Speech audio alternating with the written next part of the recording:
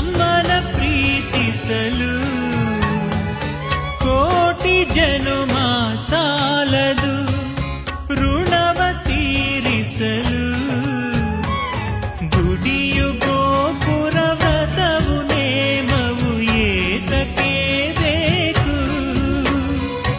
ಹೆತ್ತ ತಾಯಿಯ ಸೇವೆ ಮಾಡುವ ಭಾಗ್ಯವೇ ಸಾಕು. ಅಮ್ಮನೆ ನಿಜ ದೈವ, ಕಣ್ಣಿಗೆ ಕಾಣಿಸುವ